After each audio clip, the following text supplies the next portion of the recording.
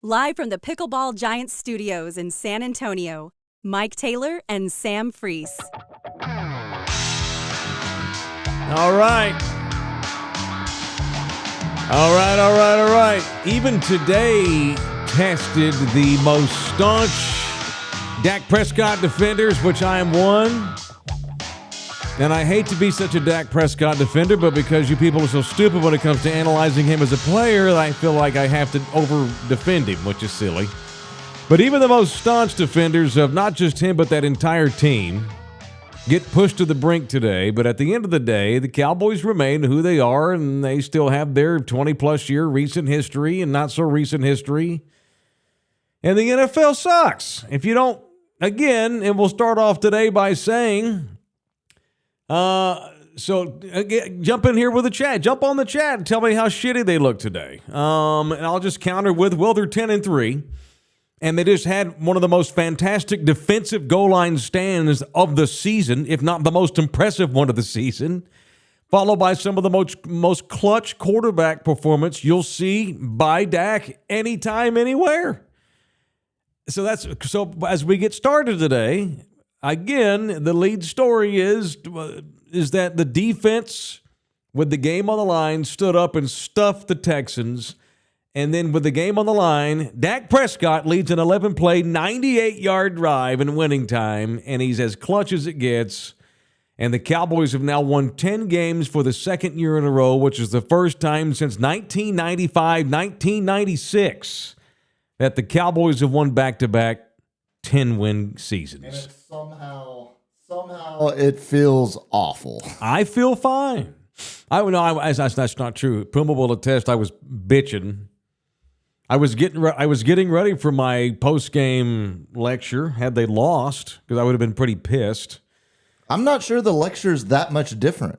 I mean, what do you want? They're still the Cowboys. In the moment, I was pissed off, and we'll criticize them today because they fairly deserve to be criticized. But it's not like, what's so different from last Sunday night when they hung 54 on the Colts as far as big picture and how you look at them?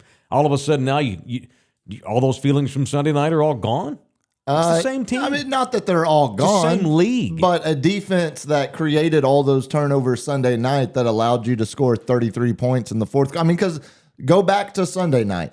That was a 21-19 game at the end of the third quarter. Right. And so we're absolutely jaded by the final score being what it became, 54-19? Scored 10 today in the fourth. And the games weren't that much different. And again, that's the issue. The fact that back-to-back weeks you've gone 3 quarters of a game, and today even longer than 3 quarters. You basically went 3 quarters plus every drive until the final 3.5-4 minutes there with the 98-yard drive to win it. I think it's absolutely fair to call out the lackluster performances through first 3 quarters against back-to-back weak opponents in Indianapolis and Houston, especially with another weak opponent of the same caliber coming up next week at Jacksonville. Or this thing's bored by playing the schedule it's been playing the last 3 or 4 weeks. But you can't be. And that's the criticism. And that's won. the criticism. They have. You can't play bored in this league because you end up having to rely on a 98-yard drive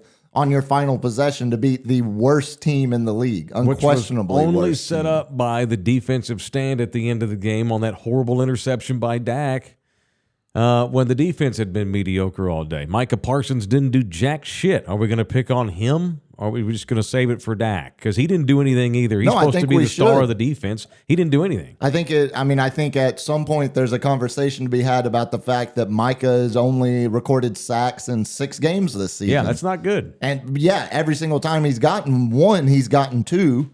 And he's 3rd in the league with 12 sacks on the season. It's a Juan Gonzalez stat line. It's 100% what it is. Ranger fans know what I mean by that. 3rd time through the batting order, you're not getting that production. And unfortunately, it seems like Micah has become a bit boomer bust when it comes to, until not today excluded, Micah has still been getting consistent pressure along with the rest of that defensive line. But there's no excuse for the way the defense played today. I mean, they looked absolutely disengaged and apathetic to the outcome until it came time to make one significant stop, like you said. And it was Tank Lawrence, the veteran, the leader of that whole group that was able to, make what would turn out to be the game-winning stop right there at the goal line. Yeah, Micah Parsons, who spent all week running around town partying with Odell Beckham Jr. and playing grab ass and criticizing Brittany Griner on Twitter, where Tank Lawrence kept quiet and criticized Odell Beckham Jr. comes up with the play of the game. I'm just pointing out facts for the week. Puma's all I'm doing. I love Micah Parsons. I love Tank Lawrence. And, I'm just pointing out how this week went. I'm big on, and I said this about the Green Bay game. And of course, now and I'm wrong, and I'm glad I was wrong about that. I thought that might be a game where you look back and say, damn, that was the beginning of this thing kind of falling apart here. And that has not happened, thankfully. So I was wrong, and I'm glad. Again, I would go back, though. It's been a lot closer than a 54-19 score line and a 27-23 score line would make you believe. Where I'm going is like this today is another one of those times where I'm going to say, remember this game. Because if this does wake up a bored Cowboy team, because look how fired up Dak was at the end. He was hooping, He was going ape shit on the sideline, hooping and hollering, getting the crowd into it, waving the towel. Dak may be as satisfied after this game today as any point this season after a game. I really feel like, and I can't wait to hear what he says in postgame. He was fired up because he knows he's fortunate. He knows that they're fortunate and they pulled this game out. And the football gods have given them an opportunity to start playing good again because they were not good today, but they were fantastic the other night in the fourth quarter when the game mattered. They're not going to be able to do that here in a couple of weeks when they go down to Philadelphia. Lord knows they could go to Jacksonville and get thumped this coming Sunday. Jacksonville is absolutely capable of beating them. No question. Especially in Florida. And so, but maybe today the Cowboys in that locker room right now are thinking, that sucked. We can't have that. I'll guarantee you there's some pissed off Cowboys, too, in that locker room that know that they can't continue to do this kind of stuff. Because now we're in a stretch here where they've got 3 out of 4 on the road, and the only home game you've got left is against the best team in football. And so this is a stretch here where you can conceivably make the case that they lose the rest of they could lose the next 4 games. Would that shock you? No, not me. That would losing the next 4 would absolutely shock me. I mean, but they're all losable. They are all losable. And again, because the NFL is losable and it's winnable, and the league sucks. Go check what the Fighting Dan Campbells did. They just now beat the hell out of the Vikings. Yeah, they're on a streak here lately. The NFL's crazy, And Boom and I were talking about this just a second ago. Would it shock anybody if it's Brock Purdy and the 49ers against Tampa Bay in the NFC Championship game? No, absolutely not. Absolutely not. The NFL sucks. The NFC sucks harder. It's an 8-9, 9-8 league now, and it always has. It has been for 15 years. It's the same old, same old. We get wrapped up in it emotionally with the Cowboys week to week, but it's no different from any other team in the league, save for a couple.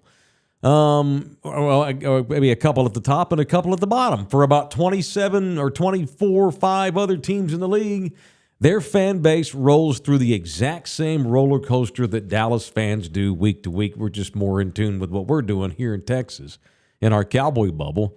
It remains a league in which you have to be lucky and stay as healthy as you can, which we'll find out about Terence Steele. Didn't look good. Didn't look good. You have to get quality coaching when it matters the most. And the Cowboys coaches got out coached today, right up until the end, while all of a sudden Kellen Moore made all the right calls and Dak made all the right execution plays. It's about elite quarterback play, which they got in the fourth quarter. It's just about a lot of fortune. It's the same league it's been. We're all pissed right now because they played so poorly all day. And frankly, you can make the case they should have lost this game. Texans fans are thinking, damn, that was crap. The Cowboys are lucky. But again, when the game was absolutely on the line and you could no longer make any more mistakes, they didn't. They get one of the better goal line stands of the year. And Dak was as good on that winning drive as he's been at any point in any game this year. And second place Dallas Cowboys, back-to-back 10-win seasons. Can I help you? Who do you need to talk to?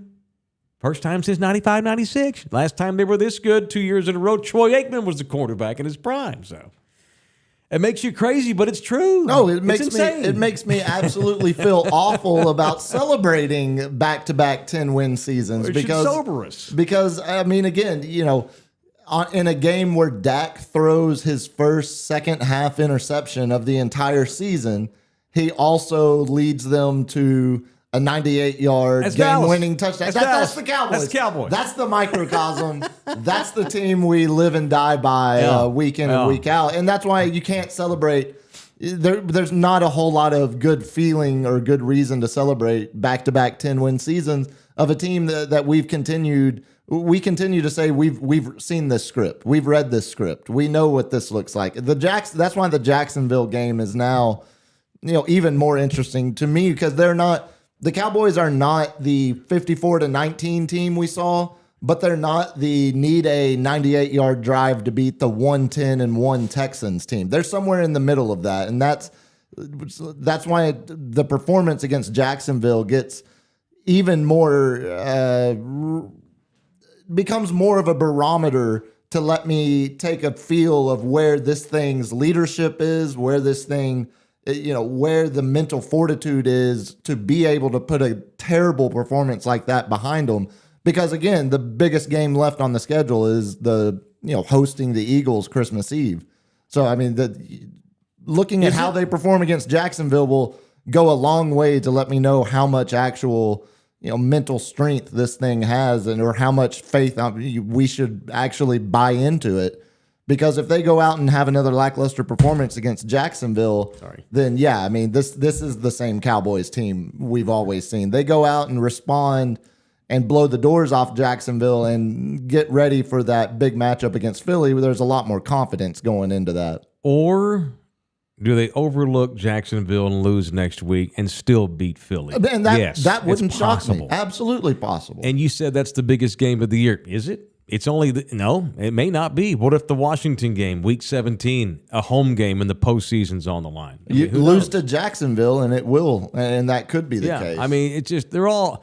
It's the NFL, man. We're just trying to survive here. The lead story for me today is how is Terence Steele, Cibolo's own, who went out in the first half with what appeared to be a pretty bad knee injury. I have not heard much. He got rolled up on as he was engaged. Their backup is Josh Ball, and I'm not ready for a playoff game with Josh Ball at my right tackle. God no. Can Jason Peters play right tackle on the fly? Yeah, that might be an option. That's what I was about to say. I mean, it does shine a light on even more of an impact than I think both of us expected or predicted when they signed 41-year-old Jason Peters off the street when no other team in the league wanted him. I mean, he's turning out to be a hell of an insurance policy, and for an offensive line that really has been relied on the continuity and the consistency of being able to roll the same 5-6 guys out there week in, week out, being able to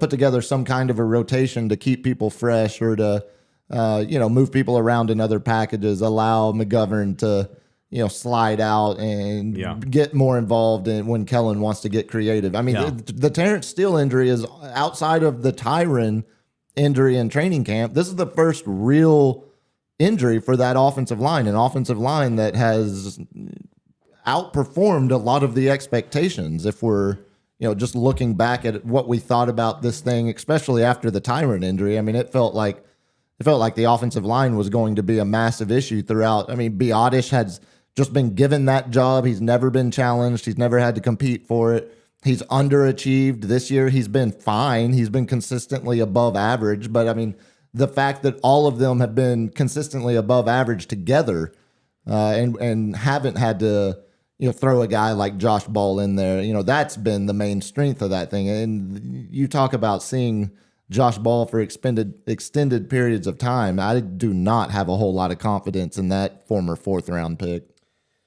And it was Peters that was out there on that game-winning drive, too, by the way. Yep. And we've not heard anything other than Stephen Jones was asked briefly as he was walking by, probably half drunk, going down to the room. He's like all of us now. About that Steele, game was awful. All he would say was, "We're concerned." And that's it. Now, he went behind closed doors. It's bad. It looks like it's bad. Oh, it's clear. It's pretty clear it's bad. I mean, and how crazy is that? And how NFL is that? You bring in Jason Peters, the kid from East Texas. I call him a kid. He's 40. You bring in the Beast Texan, Jason Peters. He's Beast Texan. Base. You bring him in for insurance for the left side, and you may have to wind up needing him now for the right side. So thank God you brought him in, and you'll wind up using him for reasons you never even imagined you'd have to. That's just how much of this thing is luck. How much of this thing is just blind-ass luck, too. Those that wind up winning when the NFL is a giant ant bed that kicks itself. And then the ants are scrambling every year. And then the lucky ones that are able to survive and get back into the bed are the teams that go to the playoffs, and then they fight for the best team at the end of that thing. It's a giant survival of the fittest, literally. And you've got it just is. I mean, it's just crazy. The league makes you nuts.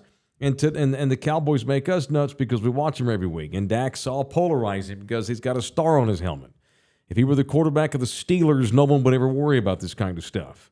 An example of that is here, Thunderdome Josh, 1 hour ago, who has been with me in my defense of Dak, gave up on Dak. He tweeted, "Your Dak take no longer stands. Dak is Cam Newton, actual Cam Newton. Every throw is high or in the ground, even simple screens. Don't hit me with his completion percentage and the occasional nice TD pass. He's a mirror image of what ran Cam out of the league. He's inconsistent." He's inconsistent, okay, because they've got 20 wins now in the last 2 seasons. And since he got back from injury, they're averaging 34.5 points a game, and he's probably top 6 or 7 in completion percentage. Well, and I'll hit you with that. Because he is. I'll hit you with that completion. He That just is. 71% completion percentage is nice. It's really nice. At the end of the day, did he win or not? You know what else? Is he throwing a high completion ratio? Yes. Cam Newton won an MVP and carried a Panthers team to a Super Bowl. So as much as we joke about Cam Newton, would you rather have Daniel Jones? Would you rather have? I mean, we can do this exercise every time to defend the Dak because you look around the league. It's not everything you say about Dak is true. Like there's a lot of truth to that, but watch the rest of the league and tell me Dak is not one of the 8 to 12 best guys at playing his strengths. They watch Red Zone. Week in and week out. They watch Red Zone. They don't watch all the other games. Again, outside of 2 teams at the top and the 2 teams at the bottom, all the other teams are the same. And their fan bases ride the ebbs and flows just like Dallas's does. Well, and the Giants are about to move on from a former first-round draft pick who's carried them, to a 7-6-1 record now that they lost to Philadelphia. They're about to. They went down that route. They moved on from Eli. They drafted a quarterback in the first round, and they're about to let him walk probably as a free agent because he's not. He's not to the level of the consistency that Dak is. Like they don't view him worthy of an extension. So they're like, it's maddening just to think about this concept of, oh yeah, Dak threw it short to Tony Pollard on 3rd down, and so we need to just move on and draft a quarterback in the first round because that's just going to instantly make things better. I mean, it's not. The shortcomings of Dak are well documented. We can all be in agreement on that. But the shortcomings of 22 to 24 other quarterbacks in this league, it's a lot longer list of documentation. It's kind of hard to play quarterback in the NFL. I mean, that and driving Formula One race cars are the 2 hardest things to do in this world in sports. And the constant overreaction to Dak every week it's tiresome. It's just tiresome. So, again, years ago, and I'll never forget this, and I bring this up on days like today because this isn't the first time Dak has struggled in games only to pull a win out at the end because he was so good at the end. Years ago, do you remember, it was way before you got a job at the ticket, they lost to Denver at home. Oh, God, yeah. Romo threw for, I want to say, 400 yards. It was his best passing game ever, and they lost. The defense was horrible and gave up 40 points. And it was still a 1-score game in the 4th quarter, under 2 minutes to go. And Romo totally shit the bed and threw an interception with about a minute to play, with them having a chance to win the game. Throws a pick inside his own 10-yard line and basically gives Denver the win. And I trashed his ass in the postgame and the next day on the ticket, saying this is why Romo will never win a championship because he's mentally weak. And I got my ass handed to me by the majority of Thunderdome because Romo threw for 400 yards in the game. Would you rather have a guy throw for 400 yards, hang 40 points on the scoreboard, only to shit the bed at the end because he loses his head like he was wont to do throughout his career? Or do you want a guy like Dak who is an overachiever and a strong leader and never gets rattled and has a shitty game for 3.5 quarters only to turn into Joe Montana in the fourth quarter when the game's literally on the line. I'll take the latter because that equals the dub. Well, I don't care how you get the dub. We got the dub, baby. Cowboys are 10-3. What's the problem? We're good. Also, well, again, you can celebrate the record, but also point out some of the problems. And one of the main problems. But I don't want to overreact and say that he sucks and we need to get somebody else. Right. That's what whips my ass. Here's another shortcoming of Dak that we can all agree on. He doesn't need to be taking. He doesn't need to be making 39 pass attempts in a game. Like he was 24 for 39. No one does. That's terrible offensive play calling, especially when you dominated. You averaged 6.5 yards a carry in the first half, but you completely got away from it. And then comically, you ran the ball on your first 10 plays of the second half until you were stopped at the goal line on 4th and 1 on a run. Like it's the inconsistencies of Kellen go into a lot of the shortcomings that people bring up about Dak. When you're putting Dak in a position where he's throwing the ball 39 times in a game, when you have the ability to eat yards through the run game and Zeke and Pollard, that's putting Dak. That's not playing up to Dak's strengths. That's putting him in a position to fail, and he's going to fail when that happens. There's two quarterbacks in the league that need to be throwing the ball 40 times a game, and Dak's not one of them. I would say clear. No one needs to be throwing them. If you're throwing the ball 40 a game, it's because you had to in that particular night. Exactly. Patrick Mahomes don't want to do that. That should be conditioned by the environment of the game. That shouldn't be the game plan all week going into it. And for whatever reason, again, I mean the Cowboys seem to abandon the run game after. I mean, Pollard started that first drive. Pollard had like 6 carries for 65 yards or 5 for 55, something. I mean, it was something with alliteration like that. And I mean, just eating chunk plays. Yeah. Zeke was even eating chunk plays. And then it seemed like they got away from it. And then when they tried to reestablish it in the third quarter, there was no balance whatsoever. And it just led to a completely disjointed and sloppy, no rhythm offense, and it kept them in the hole that they were in until somehow recovered the rhythm for a game-winning 98-yard drive. And again, celebrate back-to-back 10-win seasons for the first time since '96 because this league is ridiculous. But it is feel ridiculous. Awful about it. Which is why get that out of your system because it's in the moment, and then by tomorrow it'll be back to 10-3. Why can't we win everything? Why not us? Why not us? Why not us? All right, Cowboys. Too soon. Pull a victory. Sorry about that, sir. Pull a victory out of their asses today with clutch, excellent NFL pro football play in winning time. They didn't fumble it at midfield as they were driving for the win against the number 1 team in state. No, they did not. They win 27-23. Base Texas. Cowboys Overreact presented by Pickleball Giant, the official studio sponsor of this show at 1604, right by Rogers Ranch off the Bitters exit. Shout out to Mr. Wood and Ava, his lovely wife, who came over and bought smoothies over at the food truck this week. When I did the pop up this week for a couple of hours with the Red Kettle, and she came over and bought smoothie for her and her husband. They run Pickleball Giant right there off at 1604 and Bitters at Rogers Ranch, and I was over at Juice Punk's smoothie truck, and she came over and chatted it up and. They said they're happy with what we're doing, so I just wanted to mention that and shout out to the Woods. And now it's only going to get more and more fun to do these shows here because we're now within 1 month to the end of the regular season, and we'll be getting ready for the playoff game here before you know it. So thank you to Pickleball Giant, the only exclusive pickleball-only shop in all of San Antonio and in the area. It's Pickleball Giant. The name says it all. Cowboys win 27-23, and I'm gonna force us all here to. And it's hard to do, and we never do this. And I'm talking to myself too. I'm gonna force us all to put ourselves in the other guy's shoe, which we never do. This goes back to what I've said and what makes me crazy about all this anti-Dak stuff. All right, I want you to let's do some community theater here. Sure. Let's pretend we're doing Texans Overreact.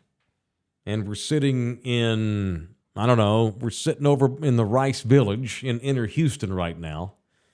And you and I do a show for 610, KILT. And we're talking Texans. All right, here's my take. Pretty crazy how the Texans always play well against the Cowboys.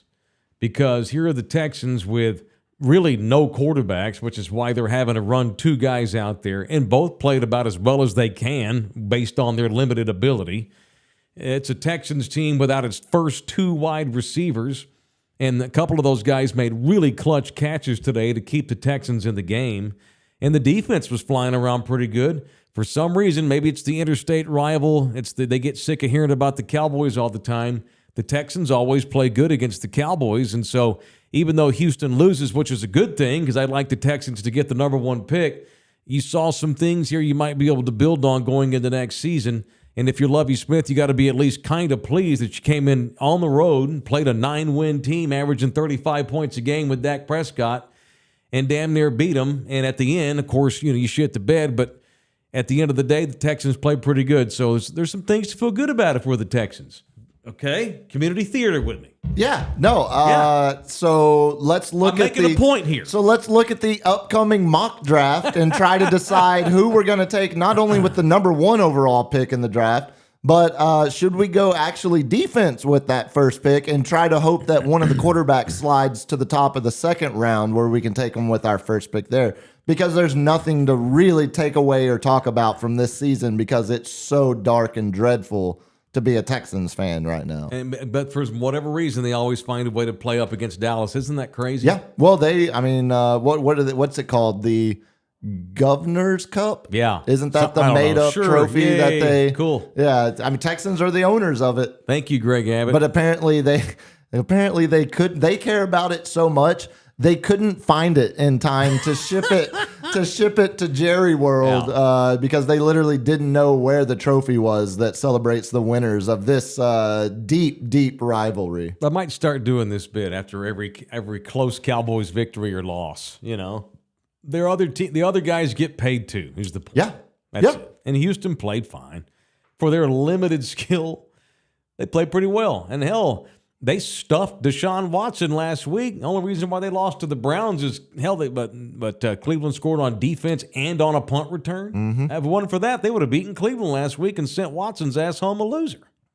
Everybody gets paid, man, is the point. Yeah, and I mean, still, we're sitting here talking about the Cowboys in a division where a team that they beat 40-3 just got beat by the Lions and is about to fall behind, to the same record as them in the overall standings. So, I mean, celebrate the win. But again, I mean, point out the inconsistent game plans on both sides of the ball. Point out the fact that a defense couldn't get pressure against a 1-10-1 team on the other side of the ball, throwing a two quarterback system out there in an NFL game where one of the guys doesn't have an arm to even play XFL pocket quarterback. I mean, there's a lot of things that, sure, celebrate the win. A win's a win. This league is built on parity, and you're going to have to put together drives like that to win against bad teams. But I think there's a difference between playing a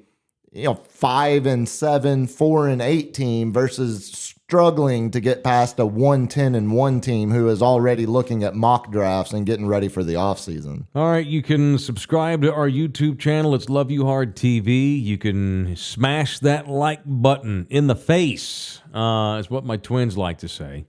Like us. You can also donate to us if you want to via the Super Chat, or you can also help Puma Cigarette Fund and my caffeine addiction by going to buymeacoffee.com/Mike Taylor Live. Always appreciated. Always appreciated. Also brought to you by JM Pool and Spa, the absolute gold standard in northern San Antonio and in the lower hill country area when it comes to pool and spa specialists. It's lots of fun to have a pool. We were spent the weekend with my girlfriend's sister and her husband and their family. They had a beautiful pool out back. I thought, damn, I can't wait to get back here in the summer and jump in that thing. But it just looks so god-awful to have to maintain. The old saying, don't be the guy that owns the boat. Befriend the people that do have the boat. Same thing goes with a pool. I don't want a pool. I'm going to be friends with the guy who has the pool. Because it's tough to keep it up. But if you do have the pool, you ain't got to worry about it when you call my boy George and his family-owned and operated business at JM Pool and Spa, the swimming pool and spa specialist.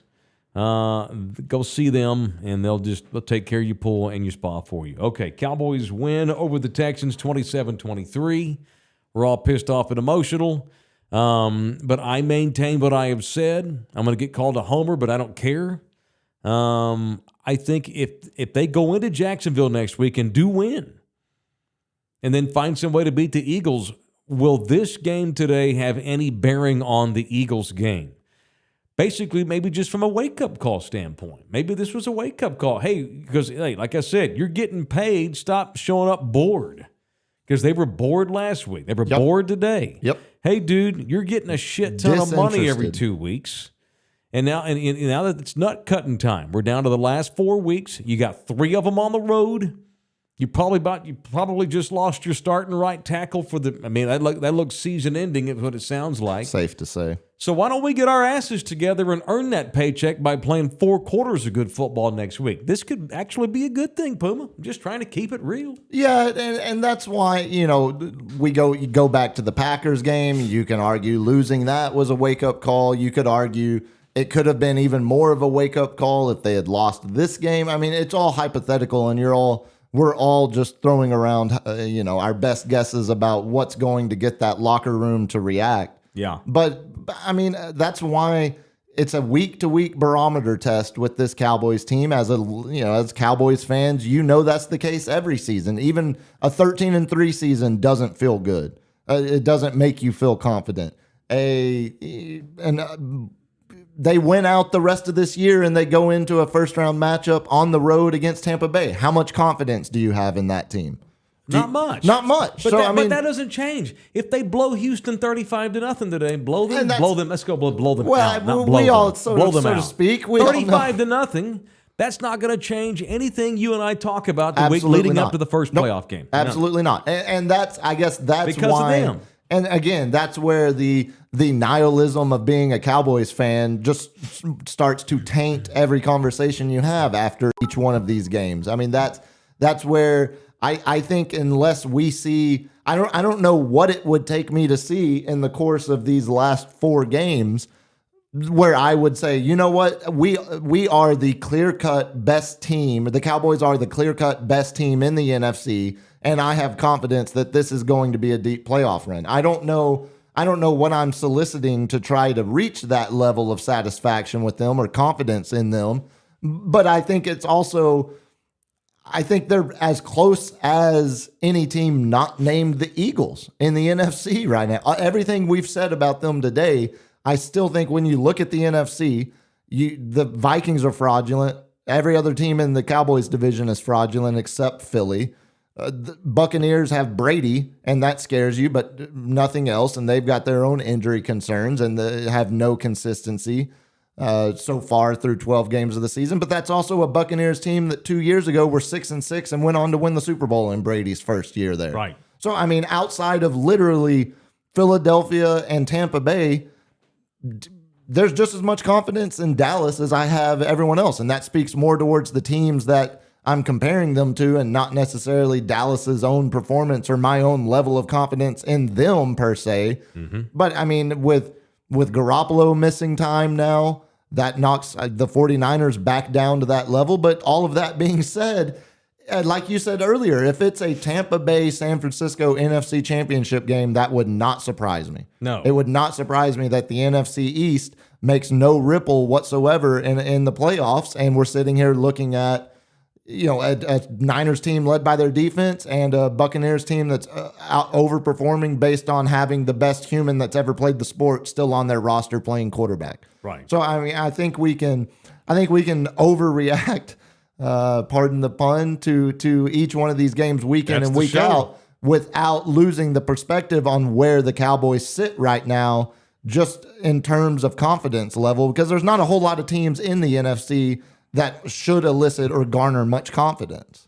All right, the Cowboys have scheduled Cibolo's own Terence Steele for an MRI in the morning. He's going to spend the night at home and try to do something about swelling, and then MRI tomorrow. Obviously, this does not look good.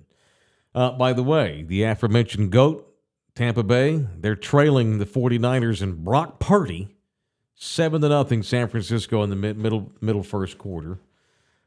Those Jacksonville Jaguars, now that they've got a good coach, Doug Peterson, see what they did today? They beat the shit out of Tennessee on the road, 36-22. Trevor Lawrence had a 122 rating in this game.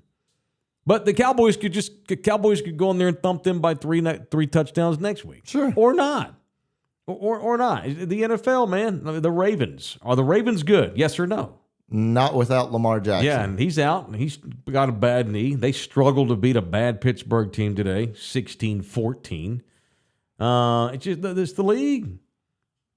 The Vikings got crushed by the Lions, 34-23.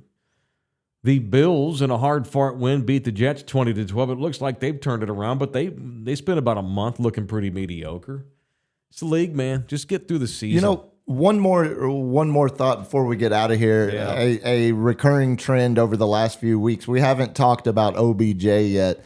And the only thing I would say, and the only reason I bring it up, you just look at the breakdown of how the receivers performed today. Yeah. You know, CD 5 for 33, Gallup 2 for 40. Of course, one of those being the absolute crucial catch on that final drive that got him a first down. Schultz eating yards on that final drive, 6 for 87 overall. But the guy that kept showing up when you would on 3rd and 10, when you would think, this is not a place you're going to see him make an impact in the stat sheet. Noah Brown, 4 for 85. That's 21.5 yards a catch. Yeah. Didn't he have the great diving catch on the winning drive? Yep. Yeah. And that's the OBJ role. That's the role of, if you bring OBJ in here, what Noah Brown did today would be the targets that you would think OBJ would have, and you might not get that until the first game of a playoff run.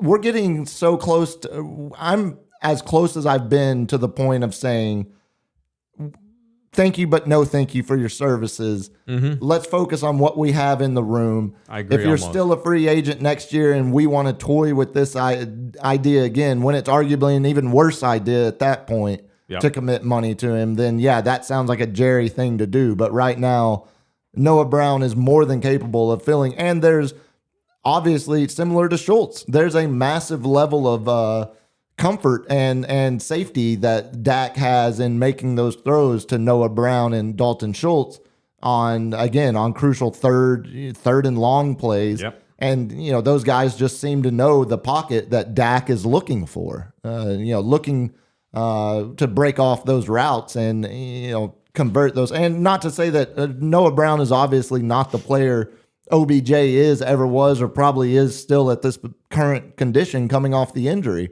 But I'm not sure I trade the continuity at this point to play with the potential explosiveness of what OBJ could bring, but unknown condition-wise. All right.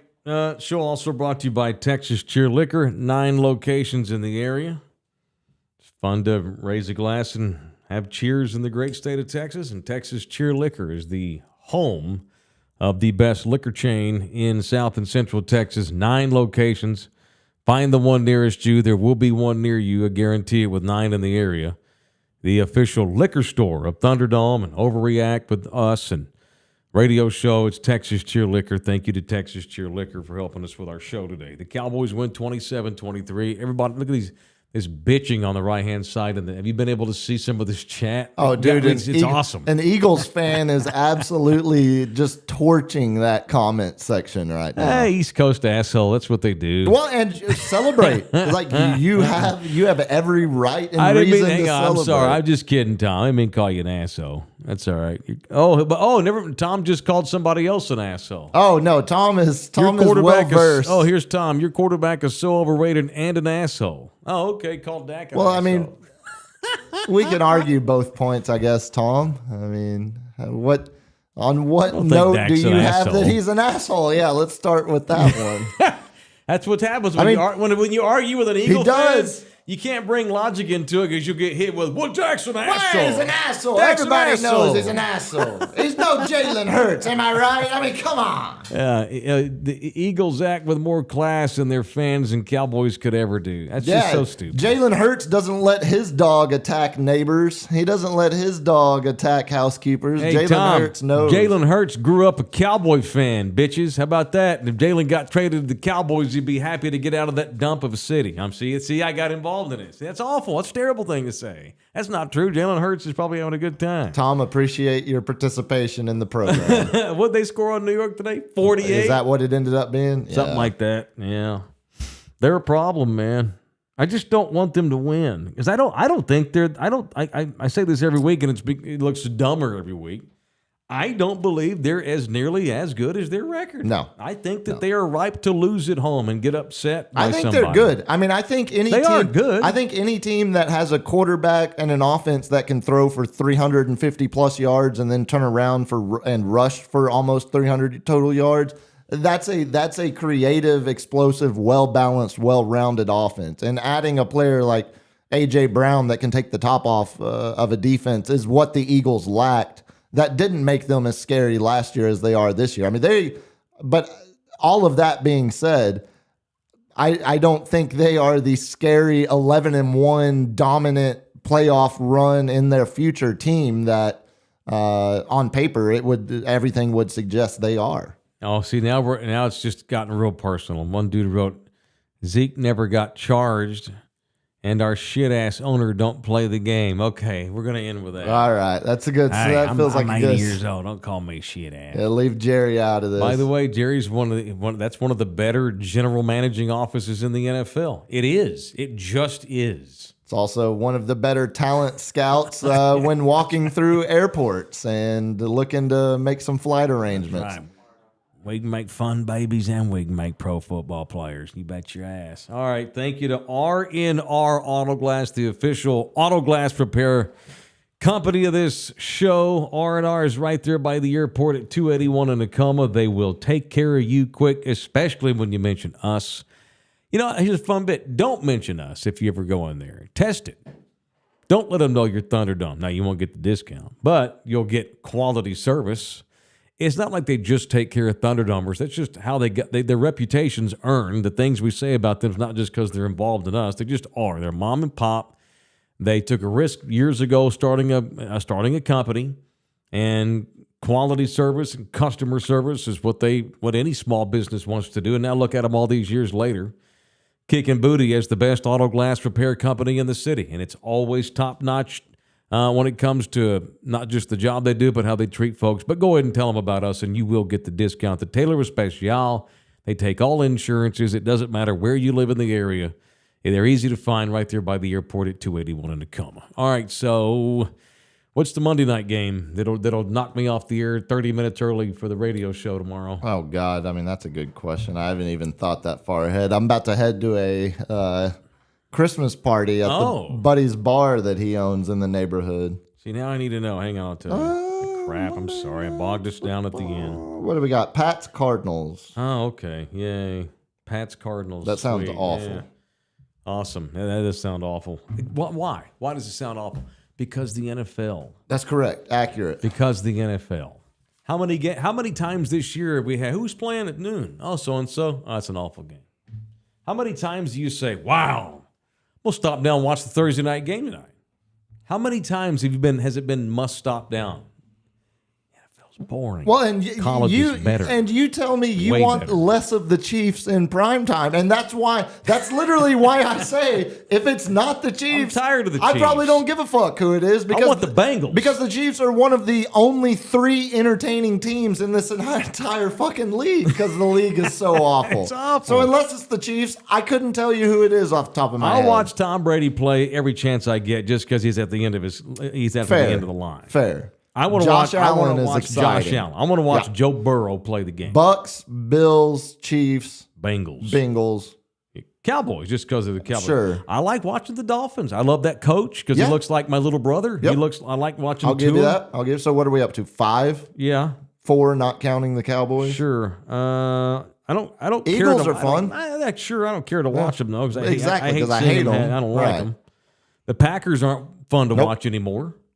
The Vikings score a lot of points. But I usually. don't. Kirk Cousins is an asshole. Yeah. Now that guy's an asshole.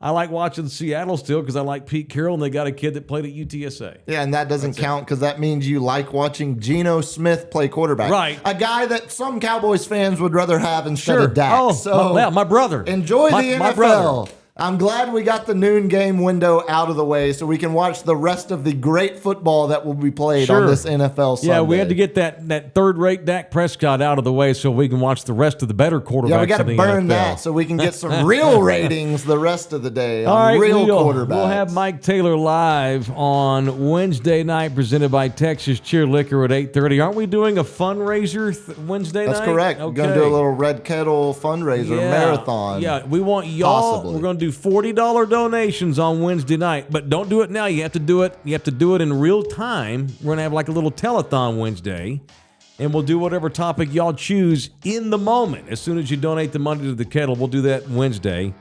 Next Sunday, I will be doing this show with you, but I'll be doing it on location. I'll be in Houston, of all places, next Sunday. I've got daddy duty next weekend. Very fun. But I'll have my my connector that we used in the Hellscape. Is that working? That's good enough. All right, cool. All right, Perfect. thank you to LG. Thank you to Puma. Thank you to Thunderdome. I drove from Fort Worth this morning and not even been home yet, so I really need to get home. Cowboys win. All right? Let's just all repeat that. The Cowboys win on a Dak Prescott clutch 98-yard touchdown drive, which was probably the most impressive drive he's had all season. Another 10-win season. I don't know what the problem is. What are we worried about here? Go Cowboys. That's it. We'll see you boys next Sunday for this one. We'll do Mike Taylor live on Wednesday night at 8:30. Y'all be good. Love you hard.